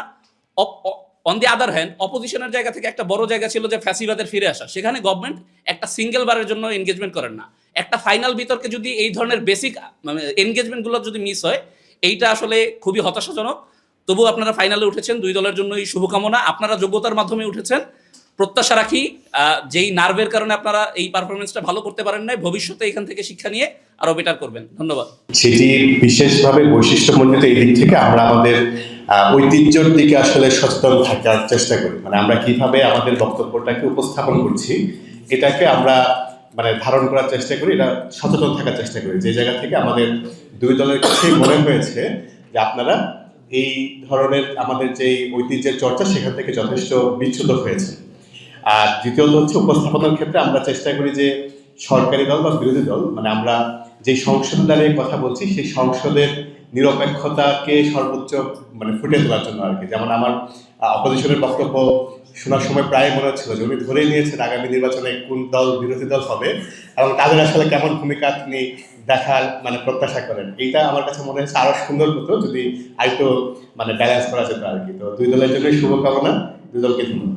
প্রথম থেকেই আজকে আপনাদের সরকারি দল যে আজকে বিতর্কের কাঠামোটা আপনারা দিয়ে গেলেন, বা আপনাদের বিরোধী দলের যে পার্টিকুলার কিছু জায়গায় আমার কাছে মনে হয়েছে যে তাদের স্ট্রং পয়েন্ট শুধুমাত্র তারাই আওড়ায় গেল, আর হচ্ছে আপনাদেরগুলো হ্যাঁ আপনাদের ইয়া ছিল, রিভার্টাল বা এঙ্গেজমেন্টও ছিল, বাট পার্টিকুলার কিছু কিছু জায়গায় আমার কাছে মনে হয়েছে যে আপনারা আপনাদের যেমন একটা বিরোধী দলের ইয়া ছিল যে আপনাদের শুধুমাত্র বিরোধী দলকে আমাদের স্ট্রং পয়েন্ট, বিরোধী দল কেন প্রয়োজন, কেন বিরোধী দল অনেক ইম্পর্টেন্ট, দ্যাটস ওয়াই এটা নিয়ে অনেক কিছু বলে যাওয়া, ফরেন ইনভেস্টমেন্ট বা সামথিং। আর সরকারি দল আপনাদের যে কাঠামো দিয়ে গেছেন আমার কাছে মনে হয়েছে যে কিছু কিছু যেমন আজকের বাংলাদেশের বর্তমান পরিস্থিতি, হ্যাঁ আপনারা যে একটা জাতীয় সরকার গঠন করবেন বা জাতীয় সরকারের যে চাচ্ছেন তার ফিজিবিলিটি কতটুকু, আসলে তার মতাদর্শর যে প্রেক্ষিতে যে তাদের যে আমরা এখন জাতীয় সরকার গঠন করব আওয়ামী লীগ, বিএনপি, জামাত, আমরা হচ্ছে সবাইকে নিয়ে, হ্যাঁ তো সে জায়গায় হইতেছে আমরা সরি আমরা আওয়ামী লীগ ছাড়া বাকিতে সবাইকে নিয়ে, তো সবার আসলে মতাদর্শের জায়গা থেকে বাংলাদেশের প্রেক্ষিতে কাজ করার ইয়াটা কতটুকু, বা মানে ফরেন যে ইনভেস্টমেন্টগুলো, হ্যাঁ সেগুলো আসলে আমরা কিভাবে মেকানিজমটা যদি আমরা একটু দেখায় যাইতাম বা আমরা একটু বাংলাদেশের প্রেক্ষিতে রিলেট করে যদি আমরা কথাগুলো বলতাম, আমার কাছে মনে হয় আরেকটু বেটার হতো অ্যাজ দ্য ফাইনাল ডিবেট। তো আপনাদের ডিবেট এমনিতে ভালো হয়েছে, দুই দলের জন্য শুভকামনা, ধন্যবাদ। যে বিষয়গুলো সিগনিফিক্যান্ট মনে হয়েছে আমি জাস্ট এই বিষয়গুলো বলছি। এখানে এঙ্গেজমেন্টে যথেষ্ট ঘাটতি ছিল। এক নম্বর হচ্ছে পলিটিক্যাল কালচার জিনিসটা তো এত সহজ বিষয় না, এটা তো অনেক বড় বিষয়, তাই না? তো কালচার নিয়ে, পলিটিক্যাল কালচার নিয়ে যখন ডিবেট হচ্ছে, এটার আরও প্রপার এঙ্গেজমেন্ট আমরা আশা করি। আরেকটা ব্যাপার হচ্ছে বিরোধিতার রাজনীতি। মানে এখন যদি বাংলাদেশে তো আমাদের একটা ডেমোক্রেসির প্রিন্সিপাল আছে, এই বিদ্যমান প্রিন্সিপালের জায়গা থেকে আমরা এখন আসলে যে আর্জেন্সিটা ফিল করছি বলে আমরা এখন জাতীয় সরকারের দিকে যাচ্ছি, এখানে আসলে বিরোধিতার রাজনীতিটা নিয়ে আরও মনে হয় ভালো ডিবেট হইতে পারতো, আরও ভালো আর্গুমেন্ট আমরা আশা করছিলাম উভয় দল থেকেই। তারপর হচ্ছে আওয়ামী পুনর্বাসনের ব্যাপার, এটা আমার কাছে মনে হচ্ছে একটা সিগনিফিক্যান্ট জায়গা ডিবেটের। আরেকটা হচ্ছে ভাগাভাগির রাজনীতি, ঠিক আছে? আমরা যদি একটা ন্যাশনাল গভর্নমেন্ট আমরা গঠন করি তাহলে এটা আসলে কতটুকু ফাংশনাল হবে, এখানে নাকি আসলে একটা ভাগাভাগির ব্যাপার হয়ে দাঁড়াবে। সব কিছু মিলিয়ে মানে একটা অভ্যুত্থান পরবর্তী সময়ে যে সংহতির জায়গায় ঘাটতি আছে আমাদের যথেষ্ট, এবং হিস্ট্রিক্যালি আমাদের যে যথেষ্ট ইন্টিগ্রেশনের ঘাটতি আছে সেটা ক্লিয়ার।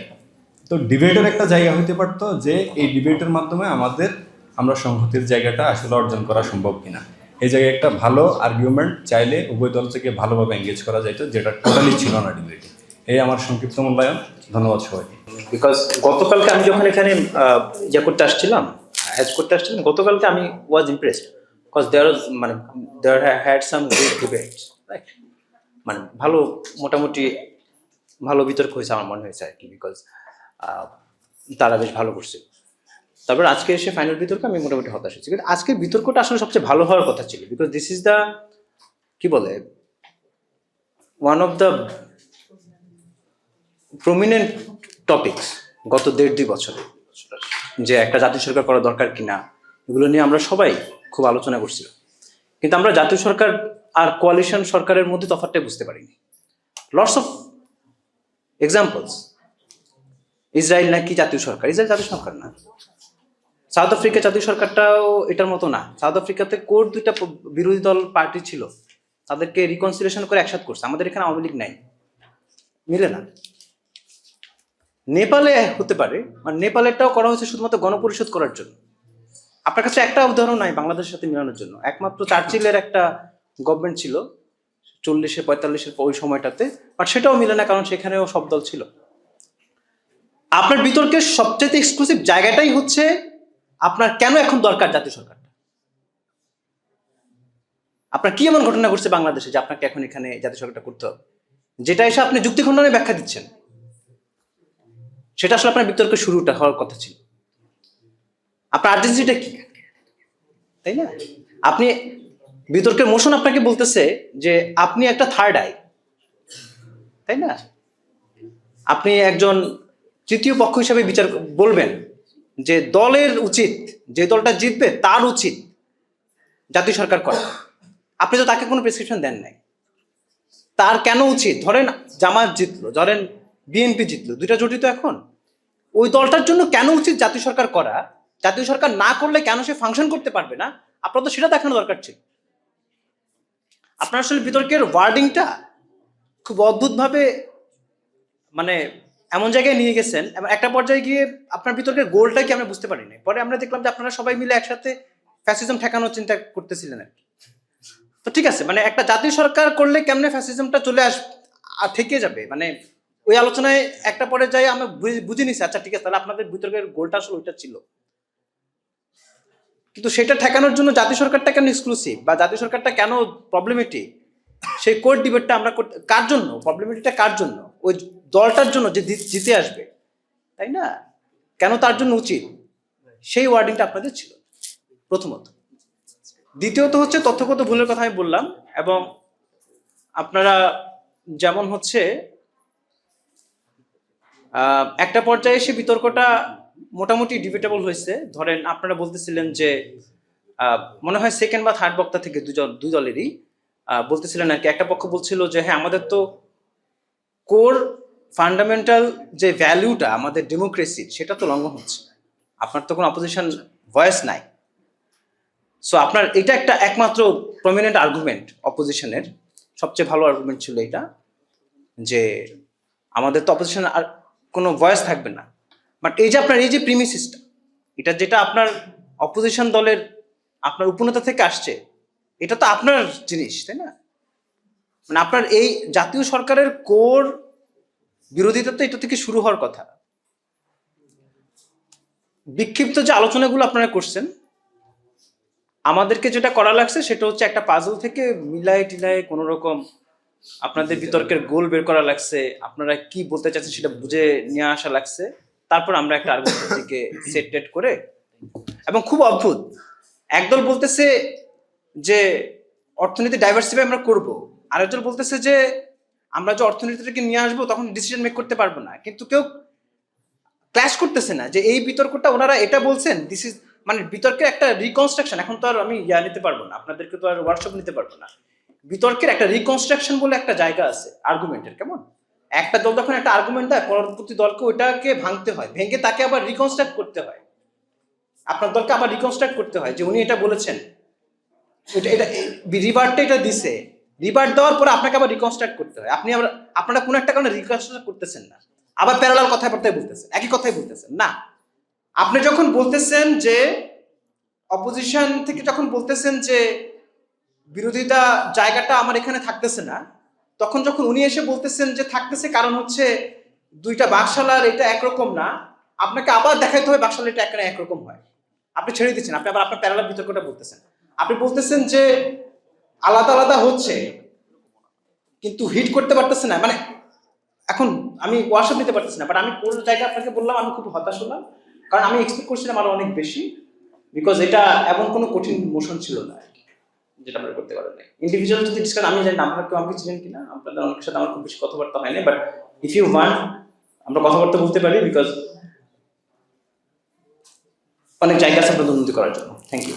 আসলে ফজিলাতুন্নেসা তার্কিক পরিষদ একটি আবেগের নাম। আমরা সাবেক হওয়ার সাথে সাথে আমাদের তার্কিক পরিষদের নামটিও সাবেক আপু মনে করিয়ে দিল। মাননীয় স্পিকার, আপনাকে অনেক ধন্যবাদ। আজকে আমরা আসলে আমি যেটা বলবো যে প্রাণবন্ত একটা সংসদ দেখা দিচ্ছে আমার ছিল। তো সংসদীয় বিতর্কের কিছু অলঙ্করণ থাকে, আমি হয়তো অনেক সাবেক হয়ে গেছি, আমি জানি না এখন আসলে বিশ্ববিদ্যালয়ের বিতর্কের প্যাটার্ন চেঞ্জ হচ্ছে বা সংসদীয় বিতর্কগুলোর যে নিয়ম ধরন, মানে আমি একটু হতাশ এই জায়গা থেকে যে আমি কাউকেই দেখলাম না যে একটা মানে পয়েন্ট অফ ইনফরমেশন নিচ্ছে বা একজন একটা পয়েন্ট অফ অর্ডার তুললেন, রোমান খুব সুন্দর করে তাকে বুঝিয়ে দিল যে নিয়মাবলী বা একটা এটিকেট ম্যানার বা ডিবেটের যেটা সৌন্দর্য, সেই জিনিসগুলোর একটু মিসিং ছিল আমার মনে হয়েছে। তারপরে কিছু আঞ্চলিকতা, মানে সবকিছু মিলে আমার কাছে মনে হয়েছে যে ঢাকা বিশ্ববিদ্যালয়ের একটি ফাইনাল রাউন্ডের বিতর্ক আরো সুন্দর হতে পারত। তো প্রথমেই মানে মন খারাপ করা কথাগুলো বলার জন্য দুঃখিত। এবার আসি বিতর্কের বিষয়ে। সমসাময়িক একটা বিষয় ছিল, আমি একটু আগে যখন বিতর্ক শুরু হওয়ার আগে ফজিলাতুন্নেসা হলের যারা এখন গ্রামীণ প্রেসিডেন্ট আছে বা সেক্রেটারি আছে ওদেরকে জিজ্ঞেস করছিলাম যে মোশন কি, তো আমাকে মোশনটা যখন দেখালো আমার মনে হচ্ছিল যে এই বিতর্কে আসলে বলার অনেক কিছু আছে। রোমান যখন বললো যে উপনেতা, আমার আসলে বিরোধী দলীয় উপনেতা এবং সরকার দলের যিনি মন্ত্রী, আমার দুজনের বক্তব্যই খুব ভালো লেগেছে। তো আমার মনে হয়েছে যে বাকশালের কথা আসলো, এই কথাগুলো আরো আগেই আসতে পারতো। আপনারা যখন বলছেন যে সব দল মিলে একটি সরকার গঠন করবে, সেই জায়গার যে বিরোধী দলের একটা কনসেপ্ট থাকে, ওরা যখন বলছে যে বিরোধী দলের জায়গাটা কি, তাহলে জনগণের ম্যান্ডেট নিয়ে কারা কথা বলবে, সেই জায়গাগুলো আরেকটু ক্লারিফাই হতে পারতো। আমার কথা এক কথা যদি মনে হয় তাহলে বলবো যে আসলে নির্বাচনের তাহলে কি দরকার, বর্তমান কনটেক্সটে আমরা সবাই মিলে একটা সরকার গঠন করে ফেলি, সেইটা একটা ইস্যু হতে পারে। তো এইখানে জনগণ যাদেরকে ভোট দিল, এখন জাতীয় সরকার গঠন করলে কি তাদের সাথে প্রতারণা করা হবে কি হবে না, বা বাংলাদেশে আসলে জাতীয় সরকার এখন সময়ের দাবি কিনা, এই জায়গাগুলো মনে আরো বেশি সুন্দর করে আসতে পারতো। আপনারা ভেনেজুয়েলার কথা বললেন, ইউকের কথা বললেন, তো এই দেশগুলোর বর্তমান প্রেক্ষাপট বা অতীতের প্রেক্ষাপট বাংলাদেশের প্রেক্ষাপটের সাথে যায় কি যায় না, এই জায়গাগুলো আলোচনা আসতে পারতো। তবে সব মিলিয়ে আমার কাছে মনে হয়েছে যে দুই দলের আরো ভালো বিতর্ক করতে পারতেন। তারপরে শুভকামনা। আরেকটা কথা একটু বলে আমি শেষ করবো। 2011 সালে মনে হয় আমাদের এখানে তৃতীয় আন্তঃক্লাব বিতর্ক লাস্ট হয়েছিল। দীর্ঘ 15 বা 14 বছর পরে আবার এখানে আন্তঃক্লাব বিতর্ক হচ্ছে। তো এই জন্য আমি ফজিলাতুন্নেসা ক্লাবকে ধন্যবাদ জানাবো। আরো একটা মজার ব্যাপার হচ্ছে, এটা কোইন্সিডেন্স কিনা জানি না, 2011 সালে আমার যতটুকু মনে পড়ে, আপু বলতে পারবে আরো ভালো করে, আমাদের ওখানে মানে দুইটা টিম আপনারা ছিলেন, একটা হচ্ছে আপনার মহসিন হল আর একটা যোগ হল, এবং এরাই ফাইনাল ছিল। তো ওই বিতর্কে মহসিন হল চ্যাম্পিয়ন হয়েছিল। এই কথাটা আমি মানে কালকে ওরা আমাকে ইতি রাতে বললো যে আপু মহসিন হল ফাইনালে উঠেছে আর যোগ হল। আমি তো বলছিলাম যে আর এটা কেমন করে হয়ে গেল, মানে ফজিলাতুন্নেসা কি তাহলে এই দুই হলের জন্য শুভ কিছু কিনা।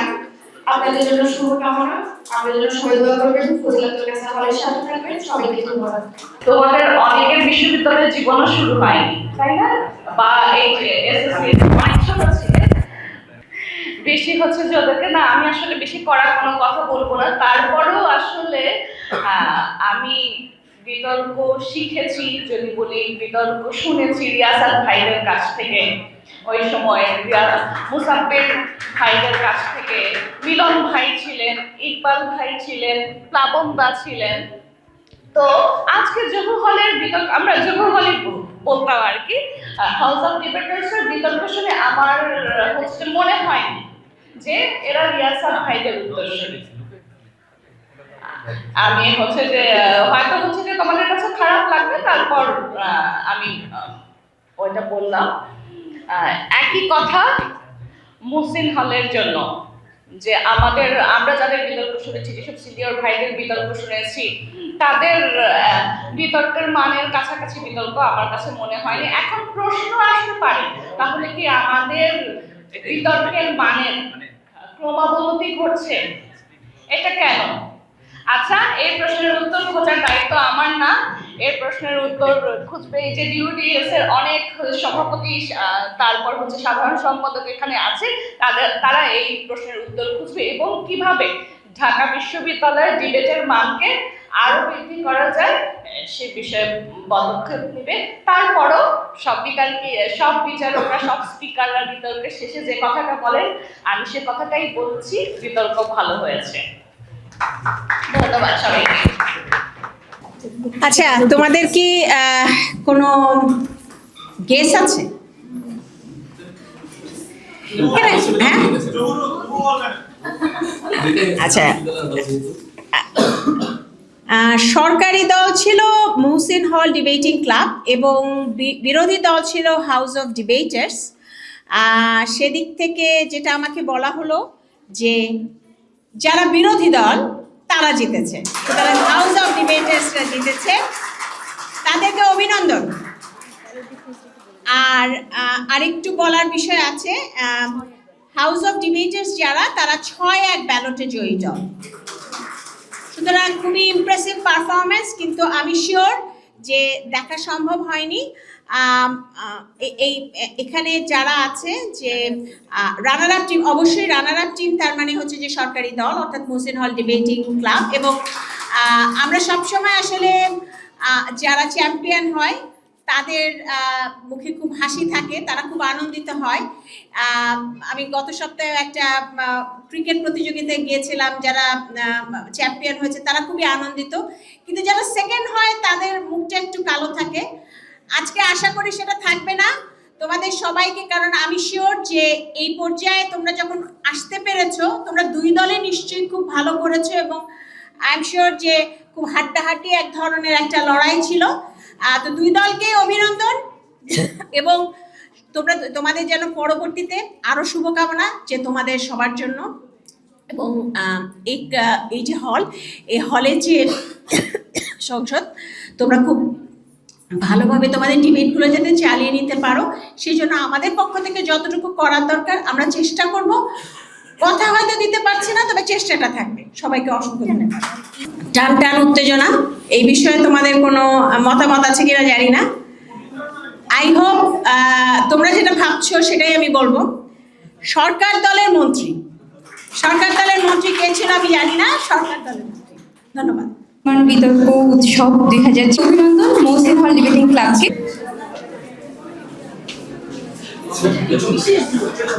উপাচার্য ম্যামের হাত থেকে পুরস্কার গ্রহণ করছে বিনির্মাণ জাতীয় বিতর্ক উৎসব 2026-এর রানার আপ মোহসিন হল ডিবেটিং ক্লাব।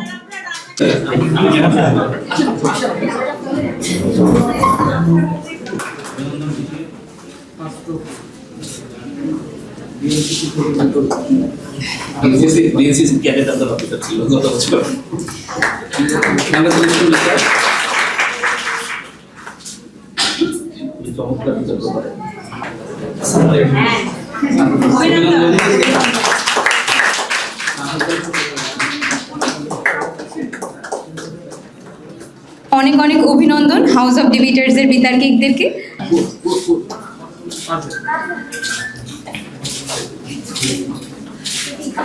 পুরস্কার গ্রহণ করছে হাউস অফ ডিবেটার্সের বিতার্কিকরা, তাদেরকে অসংখ্য অভিনন্দন।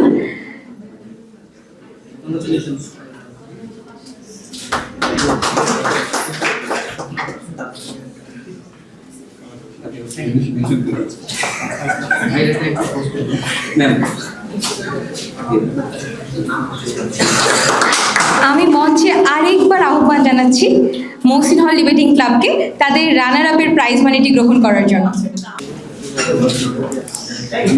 প্রাইজ মানি গ্রহণ করছে মোহসিন হল ডিবেটিং ক্লাব, রানার আপ বিনির্মাণ জাতীয় বিতর্ক উৎসব 2026।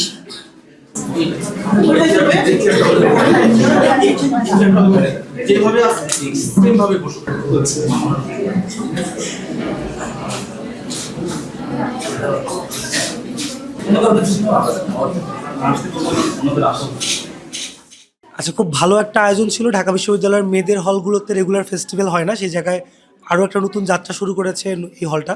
তো এর জন্য আমাদের খুব শুভকামনা, এবং এই ক্লাবটা যেভাবে এত চমৎকার একটা আয়োজন করেছে, এবং ফাইনালি আল্লাপাক রহমত দিয়েছে যে আমরা এই বিতর্কে House of Debaters Shahid Sergeant Zahurul Hall champion হয়েছি বাকি 28টি টিমকে পরাজিত করে।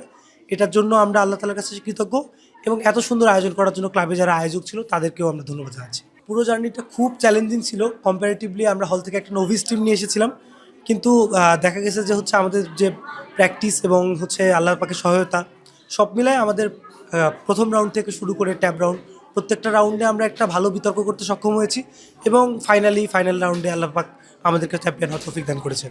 আচ্ছা, আয়োজকরা খুবই আন্তরিকভাবে তাদের মানে মেয়েদের হলে তো অনেক লিমিটেড ফ্যাসিলেশন, এই ফ্যাসিলিটির মধ্যে তারা যত চমৎকারভাবে আয়োজন করেছে, গেস্ট আয়দেরকে যেভাবে হচ্ছে আমাদেরকে ট্রিট করেছে, খাওয়া দাওয়া অ্যারেঞ্জমেন্ট থেকে প্রত্যেকটা বিষয় প্রপার ছিল, এবং ট্রফি বিতরণ পর্যন্ত পুরো আয়োজনটি দারুণ ছিল। বিচারক প্যানেলও আসলে বাংলাদেশের সব থেকে টপ নচ যারা বিচারক, ঢাকা বিশ্ববিদ্যালয়ের বিতর্ক অঙ্গনের সাবেক বিতার্কিক সহ এর বাইরেও বিতর্ক অঙ্গনে যারা সাবেক বিতার্কিক, বর্তমান বিতার্কিক, এদের মধ্যে সব থেকে টপ নচ যারা ছিল তারাই বিচার কার্য করেছে এবং মোটামুটি বিচার কার্য একেবারে সলিড ছিল। এটা নিয়ে কোনো দলেরই কোনো ক্লেইম ছিল না এবং আমরাও এটাতে খুবই বেশি খুশি। মানে প্রথমবার আয়োজন হিসেবে খুব দারুণ বলতে হয়। এই ধরনের আয়োজন বেশি বেশি হওয়া উচিত এবং স্পেশালি আমাদের মেয়েদের হলগুলোতে যেহেতু আসলে এই ধরনের আয়োজন কম্পারেটিভলি কম হয়, তো এই জায়গায় ঢাকা বিশ্ববিদ্যালয়ের 50% নারী শিক্ষার্থীর পার্টিসিপেশনের জায়গা থেকে তাদের ওই আয়োজনগুলো বেশি বেশি করা দরকার। এতে যেমন তাদের আত্ম উন্নয়নের সুযোগ থাকে, পাশাপাশি ঢাকা বিশ্ববিদ্যালয় কেন্দ্রিক মুক্ত বুদ্ধির চর্চার জায়গাটা আরও বেশি প্রসারিত হয়। তো এই ধরনের আয়োজন বারবার করা উচিত। এডিএফ এর জন্য বার্তা থাকবে, এডিএফ এত চমৎকার যে আয়োজনটি করেছে, আমরা চাই এডিএফ এর ধারাবাহিকতা বজায় রাখবে এবং সামনের দিনে এডিএফ এরকম চমৎকার আয়োজনগুলো আমাদের ঢাকা বিশ্ববিদ্যালয়কে উপহার দেবে। আয়োজনটা খুবই চমৎকার ছিল, যেহেতু তারা দীর্ঘ অনেক দিন পরে আয়োজন করছে এবং এডিএফ আপনি যদি চিন্তা করেন আপনার হল ফেস্ট যেগুলো হয়, এডিএফ কিন্তু অনেকগুলোতেই ট্রফি জিতে, তারা চ্যাম্পিয়ন হয়, রানার্স আপ হয়। সো আমাদের আসলে তাদের কাছে এক্সপেকটেশন ছিল অনেক সুন্দর একটা ফেস্টের এবং সেইটা আমরা মনে হয় আমাদের কাছে মনে হয়েছে যে সেই রকম একটা সুন্দর ফেস্ট তারা আয়োজন করতে পারছে। সব মিলায়ে আলহামদুলিল্লাহ। বিচারক প্যানেল আলহামদুলিল্লাহ, মানে আমাদের ডিবেট সার্কিটের মানে যেই ভাইয়েরা বিচার কার্য করে রেগুলার, তারাই বিচার কার্যে বসছিল। সো আমাদের বিচার কার্য নিয়ে আসলে কোনো রকম আর আমাদের মধ্যে কোনো দ্বন্দ্ব নেই। বিচার কার্য খুবই ভালো হয়েছে আর সার্বিকভাবে মোশনগুলোও খুবই ভালো ছিল। আসলে মানে আপনার বর্তমানে পলিসি বেসড মোশনগুলো বেশি চলে, সো পলিসি বেসড মোশনগুলো ছিল এবং সেগুলো নিয়ে আমরা আলোচনা করছি যাতে ওই পলিসিগুলো নিয়ে আমরা পরবর্তীতে আরও অনেক ডিসকাস করতে পারি, ডিসকাসগুলো করতে পারি। অবশ্যই মানে আমাদের আসলে মানে একটা সিজন চলে ঢাকা ইউনিভার্সিটিতে, পরপর মানে জানুয়ারি ফেব্রুয়ারি এই সময়টাতে হল ফেস্টগুলো হয়। তো অবশ্যই এখান থেকে আমাদের যে ভুলভ্রান্তিগুলো হয়েছে সেখান থেকে আমরা শিক্ষা নেব, আমরা পরবর্তী আরেকটা ফেস্টে আরও ভালো করব, ফাইনালটা কী করে আরও ভালো করা যায় সে ব্যাপারে আমরা আরও চিন্তা ভাবনা করব, নিজেদের ভুলগুলো শুধরাবো। আমাদের মনে হয় যে আমরা এটা পারবো। বিতর্ক বেশ ভালো হয়েছে, একটা প্রাণবন্ত আয়োজন ছিল। শুরু থেকেই আমরা দেখেছি যে এডিএফ এর পক্ষ থেকে ব্যাপক একটা প্রচেষ্টা ছিল যাতে সুন্দর করে প্রোগ্রামটি সফলতার সাথে আয়োজন করা যায়। সেই ধারাবাহিকতায় ফাইনাল রাউন্ডের বিতর্কটিও বেশ প্রাণবন্ত মনে হয়েছে। তাদের পক্ষ থেকে বিচারক নির্বাচন করা, যে দলগুলো এসেছে তাদের মধ্যে নিরপেক্ষতা বজায় রাখা, ফাইনাল বিতর্কের মোশন নির্বাচন করা, সব দিক থেকেই ব্যাপকভাবে নিরপেক্ষ থাকার একটা প্রচেষ্টা ছিল, যেটি প্রশংসার দাবি রাখে। আমার কাছে মনে হয়েছে যে এটি বেশ একটি ভূমিকা রাখে, কারণ তরুণ প্রজন্মের মধ্যে বর্তমান সময়ে যে চিন্তার ক্ষেত্রে দেখা যায় যে তারা ফেসবুকে একটা জিনিস লিখে দিচ্ছে, তবে যখন ফর্মাল একটা প্ল্যাটফর্মে দাঁড়িয়ে তারা তাদের চিন্তা অন্যের সাথে ভাগাভাগি করে নিচ্ছে, তখন চিন্তাকে ভাগাভাগি করার আগে পুনরায় চিন্তা করে, যার ফলে যা খুশি তাই বলে দেয় না। তো এই যে একটা প্রবণতা, নিজের চিন্তাকে আবার প্রশ্নের মধ্যে দিয়ে নিয়ে যাওয়া এবং নিজের চিন্তাকে শানিত করার প্রচেষ্টা, এটিই আসলে মুক্ত বুদ্ধি চর্চা বিকাশের প্রক্রিয়া। তো বিতর্ক যেহেতু এই প্রেক্ষাপটগুলো তৈরি করে দেয়, তো সেক্ষেত্রে অবশ্যই বলতে হয় যে এই বিতর্ক চর্চার প্রবণতাগুলো অবশ্যই মুক্ত বুদ্ধি চর্চাকে আরও বেশি ফ্যাসিলিটেট করছে।